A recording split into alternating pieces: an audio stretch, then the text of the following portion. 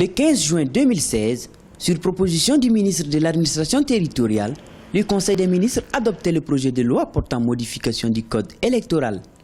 Cette loi, si elle venait à être adoptée, verrait la caution à l'élection présidentielle passer de 10 à 35 millions de francs CFA.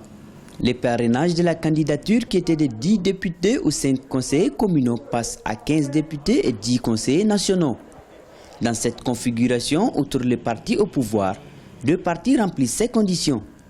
Il s'agit du parti ADEMA de la mouvance présidentielle et de l'URD de Soumaïla Cissé, chef de file de l'opposition. Nous avons été surpris à l'opposition de découvrir ce projet de loi parce que nous nous attendions, après notre rencontre avec le ministre de l'Administration territoriale, à ce qu'il y ait un débat, une consultation, en tout cas un échange entre les partis politiques et le ministère.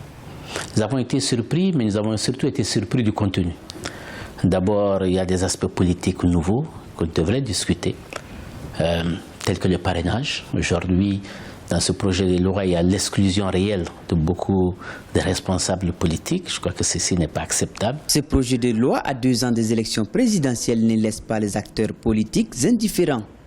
Si dans la majorité présidentielle des pistes sont proposées, l'opposition, elle, s'organise pour dénoncer ce projet. Au cours d'une rencontre organisée samedi, l'opposition politique entend faire barrage à l'adoption de cette loi à l'Assemblée nationale. Elle dit n'avoir pas été consultée dans l'élaboration du projet de loi jusqu'à son adoption par le Conseil des ministres. Il ne faut pas se précipiter, il faut prendre le temps, mais il faut surtout que ça se passe de manière consensuelle. C'est ce consensus qui est absolument nécessaire et qui est consubstantiel à la démocratie et qu'il faudrait, je pense, adopter. Cette loi, ce n'est pas le moment de la voter. Nous avons le pouvoir. Si nous l'avons voté, Ibeka n'allait pas être président de la République en ce moment parce qu'il n'avait que 9 députés à l'époque. Le chef de file de l'opposition a rencontré le chef de la MINUSMA et le ministre de l'Administration territoriale samedi. Une autre rencontre avec le ministre de l'Administration territoriale nouvellement nommé et la MINUSMA est prévue ce mardi. L'opposition appelle le gouvernement à l'organisation d'une concertation nationale pour la réconciliation.